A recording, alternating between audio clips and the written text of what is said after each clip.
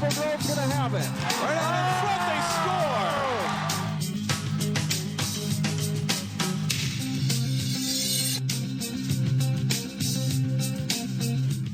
Hi there and welcome to Sports Jam. I'm Jay Wilcox. And I'm John Jacobson. Today on the show, highlights from section final wins for Wayzata and Breck in boys hockey, plus highlights from state wrestling and section swimming.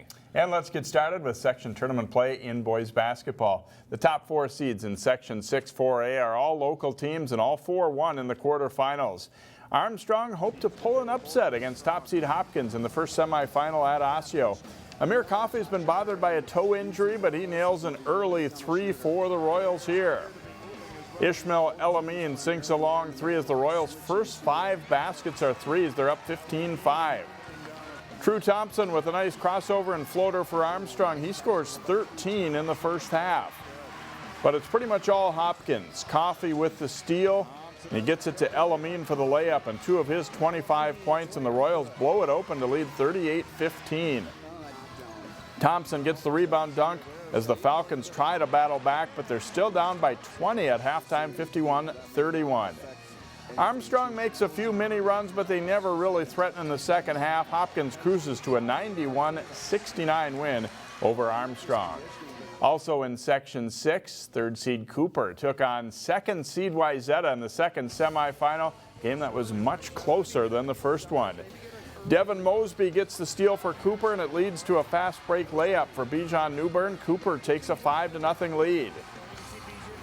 Nathan Hill drives and hits a runner off the glass as the Hawks establish a lead and never give it up in this one. Damian Gordon has a big game. He pops a 3 on the way to a 21-point outing, and Cooper's up 18-11. And Wayzata battles back. Austin Slater inside for the hoop and foul. The Trojans are to within 4 at halftime. Second half, and Melvin Newbern comes up with the loose ball and lays it in. He's in the right place all game long for the Hawks. Gordon takes an open 3, and it gives Cooper a double-digit lead, 42-32. Wayzata keeps closing the gap, though. Ryan Lindbergh's long 3 pulls the Trojans to within 54-52. Gordon throws the long inbound pass to Melvin Newbern for 2 of his 28 points, and Cooper's up by 5. Wayzata down 3 gets a last chance to tie it, but Lindbergh's contested 3 misses. Cooper celebrates an impressive 70-67 win. It all starts with defense in practice. We always preach defense and keeping our opponents down and just trying to, keep scoring, keep the pace.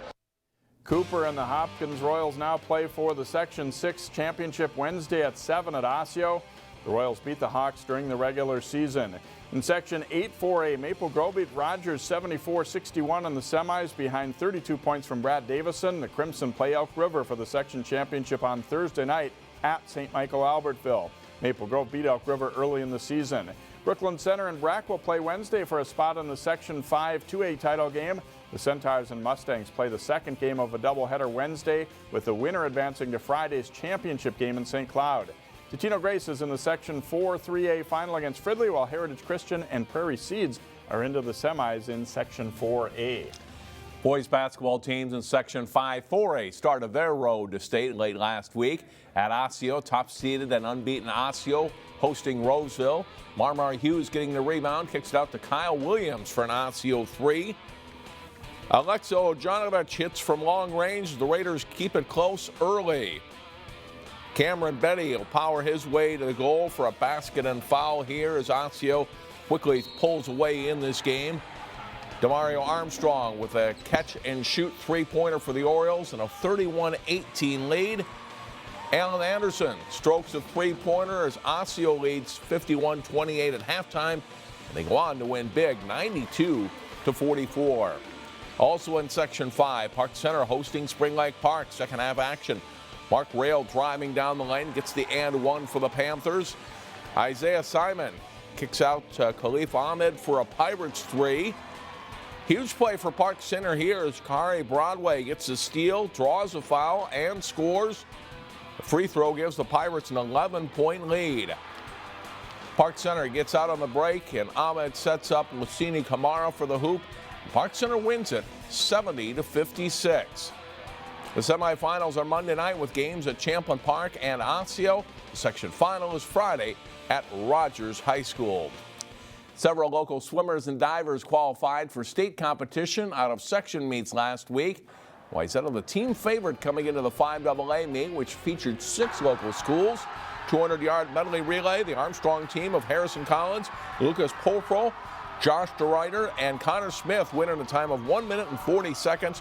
One of 3 Armstrong relay wins in the meet. 200-yard freestyle, Wayzata goes 1-2. Isaiah Filstrom with a W on his cap, edges teammate Quinn Lansing with the winning time of 1:45.39. Both guys make state. 200-yard IM, Cooper freshman Nathan Welly swims to the title in 2 minutes, 0.39 seconds. Brandon Sherman of Wayzata is second and also makes state. 50 free, it's Armstrong's Harrison Collins swimming to a win in a time of 21.85 seconds, edging Ed Oliveras of Irondale. 2 Wayzata divers were among the top 4. Mason Zarnes finished second and Nick Benson third. Both guys headed to state. Finally, in the 100 free, it's Armstrong's Connor Smith swimming to a win in 47.19 seconds. Ed Marcotte of Park Center finishes second, just ahead of Christian Magalis of Champlin Park. Smith and Marcotte make it to state. Wayzata takes the team title well ahead of runner-up Armstrong and Spring Lake Park. Champlin Park is 5th, followed by Park Center, Osseo, and then Cooper. And Jay, the state meet coming up with the final Saturday at the U of M Aquatic Center. Yes, and good luck to all those local entrants there after some good performances. Still to come on Sports Jam, highlights from 4 section boys hockey finals, plus a look ahead to the section girls basketball playoffs. Welcome back, and time to talk boys hockey. And Wayzata's in the state tournament after playing well in the Section 6 AA tournament. The Trojans face Cretin-Durham Hall in that Section 6 AA title game. The Raiders get one early. Ryan Smith deflects the point shot in. It's a power play goal, just 2:33 into the contest. Wayzata answers later in the first, though. Dylan Riley feeds Andrew Urban. He scores his first goal of the season at a great time. It's 1-1 after an exciting first period. Wayzata dominates in the second, but they're unable to beat goalie Mike Magnus, and he has 27 stops through the first 2 periods for the Raiders. But Wayzata breaks through in the third. Colin Schmidt to Mark Senden going to the net. The Trojans break the tie. They lead at 2-1. Just over a minute later, a Cretin defenseman falls on this rush. Luke Patterson sets up Billy Duma for the goal and a 3-1 Wayzata lead. For the 4th time in school history, Wayzata is headed to the state boys hockey tournament. We will hear from the Trojans later in the show. Maple Grove boys hockey team upset top seed Blaine in the Section 5 AA semifinals. They faced Anoka for the Section 5 AA championship. Tornadoes leading 1-0 in the first period. Add another here. Pass comes to Blake Newman, whose shot is stopped, but Jack Giddings cleans up on the rebound. And it's 2-0 Anoka. But the Crimson will waste little time in answering. Just 35 seconds later, Sam Ross skates past a couple of Anoka players before backhanding a shot in. And it's 2-1 game after 1. Second period, Crimson sophomore Matthew Jaglow carries the puck in, passes to Jack Kelly for the quick shot on goal, and the game's tied at 2. 27 seconds later, Grove is on the board again. Kelly hits the outside of the net with a shot. Trevor Janicki gets the puck to Tevin Nygaard. He buries it, and the Crimson lead 3-2. The Tornadoes, though, get the equalizer, cashing in on a 2-on-1. Giddings with his second in the game from Tristan Moravsky ties the game at 3. And the third period is all Anoka. Moravsky is in the right spot in front of the Maple Grove net to score what turns out to be the game-winning goal. The Crimson fall to Anoka, 6-3 the final. In Class A, Breck faced Delano in the Section 2 championship game for the second year in a row. Mustangs skating after the school's 12th state tournament appearance in Class A. First period, a scramble around the Delano net. Breck's number 12, Justin Paschke, knocks in the loose puck. Mustangs on the board first. Tigers answer 2 minutes later. Brian Hallinan buries the rebound off of Justin Daly's shot. 1-1 game through 1. Early in the second, Breck's Tyler Scott wins the face-off draw back to Chase Ellingson.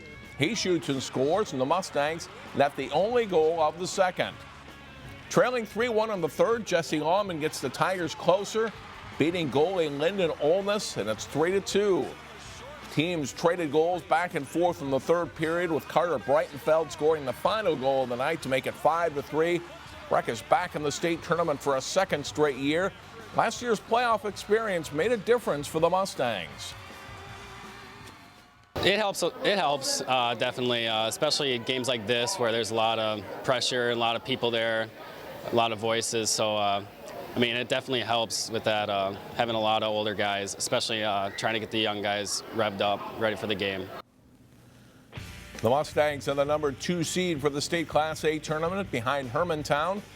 Breck will open up against Mankato West Wednesday at 11 a.m. at the XL Energy Center. Like Maple Grove, Totino Grace knocked off a top seed to reach their Section Boys Hockey Final. The Eagles upended Matamidi and advanced to the Section 4A Championship against St. Paul Academy. Matt Dalside passes to Devlin McCabe for the quick shot and goal, and it's 1-0 SPA, just 3:19 into the contest. Late in the first, the Spartans' Justin Jallin throws the puck out front where Jack Johnston whacks the loose puck in. It's 2-0 SPA after 1. The Spartans break the game open in the second. Johnston centers the puck. Jallon's shot is stopped, but Johnston buries the rebound and gives St. Paul Academy a 4-0 lead.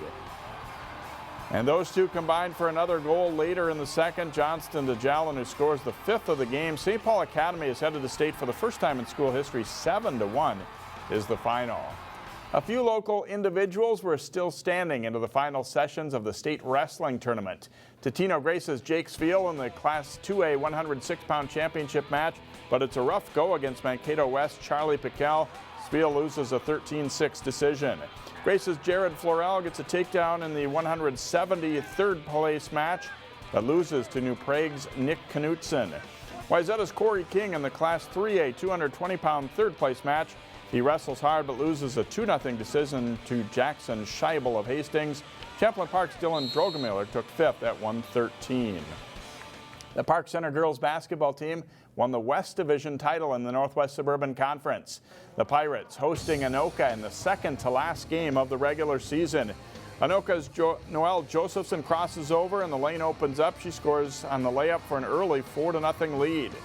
Park Center finally gets it going. Megan Dubois swings to the corner for a 3 from Ann Simonette as the Pirates tie it up 10-10. In transition, Fashayo Iobamadeli takes it to the hoop and scores an acrobatic shot plus the foul. The Pirates lead by 3. They work it inside to Michaela Hayes for the nice post move. Hayes scores 10 points total in this one. It stays a close game. Anoka's Brittany Bongart scores 2 of her 24 points as the Tornadoes retake the lead. But watch this one. Simonette ends the first half in style with a long-distance bank. She scores 16. The Pirates win at 63-57. That brings us to the postseason in girls basketball. Here's a look at the section seedings for the 3 Class 4A sections of local teams. Park Center is the number 1 seed in Section 5-4A. Roseville is second, then it's Champlain Park, Osseo, and Centennial, rounding out the top 5 seeds. The quarterfinals are Wednesday as Park Center hosts Spring Lake Park. Osseo is home to play Centennial. Champlain Park is also at home. The Rebels will play Mounds View. The semifinals are Saturday at the high seeds with the section final on March 10th at Anoka. Defending state champion Hopkins is the number 1 seed in 6-4A. Wayzata is second with Armstrong third and Cooper fourth. The quarterfinals are Thursday night as Hopkins, Cooper, Armstrong, and Wayzata all host games. The semifinals are Saturday at noon and 1:30 at Osseo High School. The section final Tuesday the 8th also at Osseo. Maple Grove is in Section 8-4A this year. The Crimson is the number 3 seed behind St. Michael, Albertville, and Elk River. Rogers is the 4th seed. The quarterfinals are Wednesday with Moorhead at Rogers and Maple Grove at home to play Buffalo. The semifinals in this section are Saturday at a neutral site, and the section final March 10th also at a neutral site. Jay also Totino Grace, number 2 seed in Section 4-3A. Providence Academy seated second in the East subsection of Section 5AA. And Maranatha Academy, no surprise, top seed in Section 4A. They were runner-up in state a year ago. Yeah, I'm sure they'll make a good run toward that section championship in Section 4.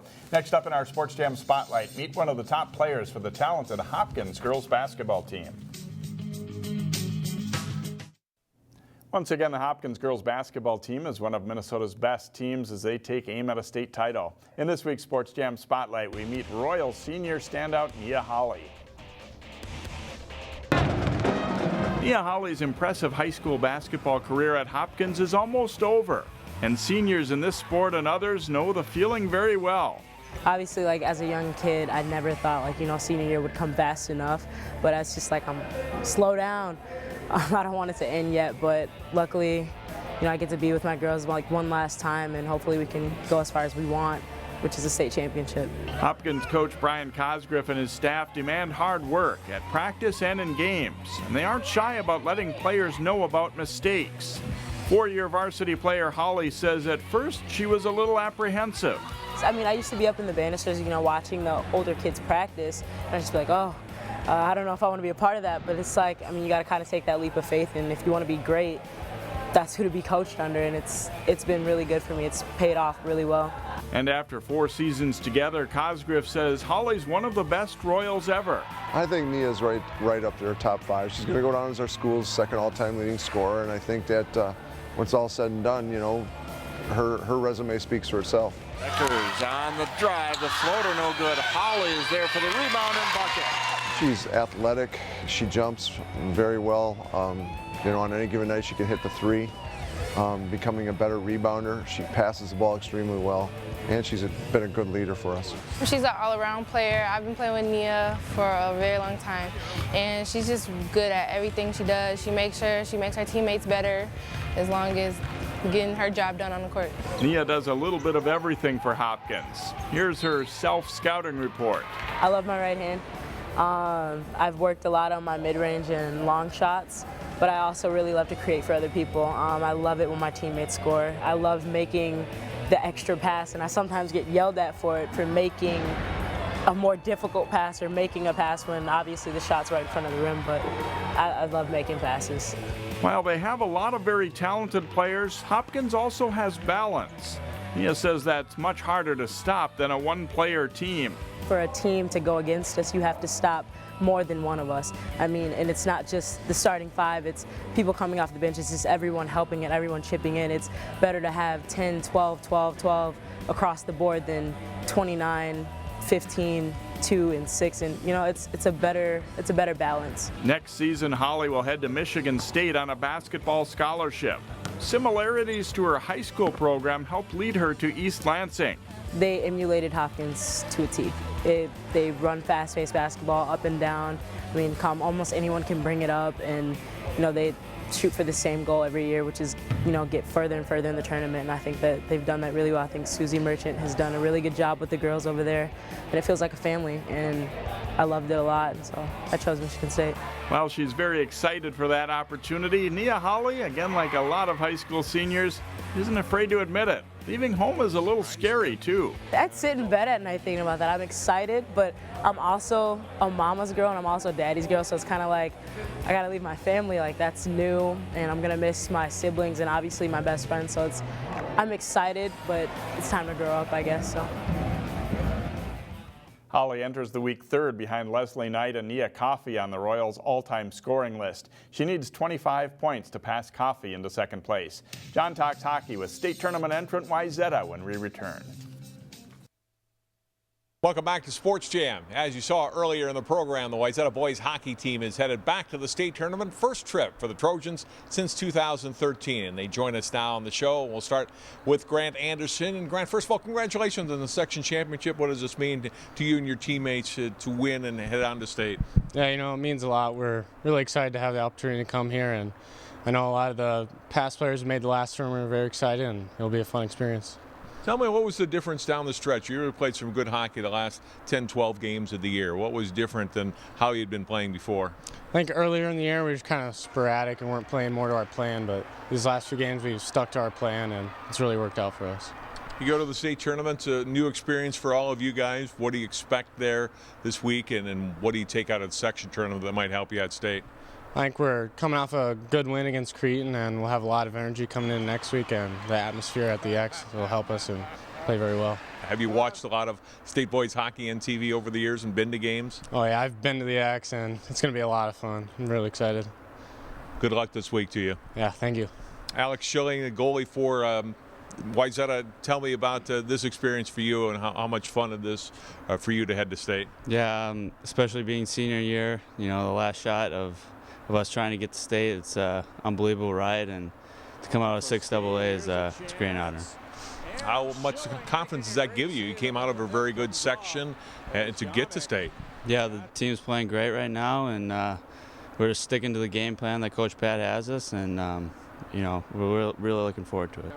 Each team's a little bit different. Tell me about the personality of this team. What makes this group unique? With a lot of seniors this year, we got that great team camaraderie that's so important to, for the success of a program, and everyone's chipping in from first line to fourth line, and everyone's doing great. So. All the teams in the tournament, especially the seeded ones, feel they've got a chance to win it all come Saturday night. What do you feel it will take to get 3 more wins for you guys? Just stick to the game plan. There's going to be ups and downs at the X, and keep our composure in front of a big crowd, and it should pay off. Good luck this week at state. Thank you very much. Coach O'Leary, you've been through this as a coach now 3 years ago. How much does that help you maybe pass some things on to the kids to know what to expect? Yeah, I mean, like I said after the game on Wednesday night, the biggest difference, there's tons of things, but that comes to my mind is I remember the game quite a bit on Wednesday night. The last time we went, 3-4 years ago, was such a blur there at the, at Mariucci and the celebration and stuff like that, and but the feeling is still the same of just being so proud of this group of kids, and the senior leadership that we have, and how everybody's kind of fallen into place, and we're just really happy to represent our program and our community down at the Axis next week. You had a great third period that propelled you past Cretin. How tough did that Raiders team play you, though, in that section final? I mean, it was a good game. Like I told our guys after the second period, I kind of asked them, I said, do you think this is going to be easy? It's one of those deals where you haven't been a part of it before. So, and they came back, stuck to our game plan, won the third period, and which, allowed us to get to the next tournament, which was our goal. And, we were really happy about the way we played in that third period for sure. The way we're playing right now, from our goaltender out and being able to play 4-line 6D, use our depth, and I think that, if we're in the game going on the third period, we feel pretty fortunate that our guys are going to be ready to go in the third, and that's our game plan the last 2 months, and it's worked, so we're going to stick with it. Congratulations on the section title. Good luck at state. We appreciate it. Wayzata Trojans heading to the state tournament. They'll begin play in the Class AA field on Thursday. As we go to break before our plays of the week, here's a look at the Class AA field for boys hockey.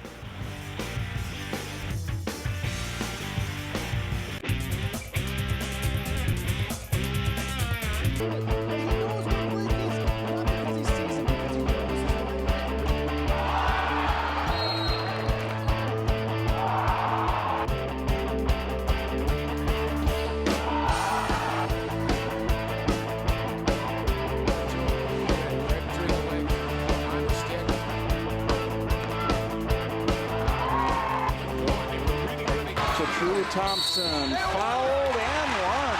Baumgartner for the drive and dunk. No, we call that the J. Wilcox.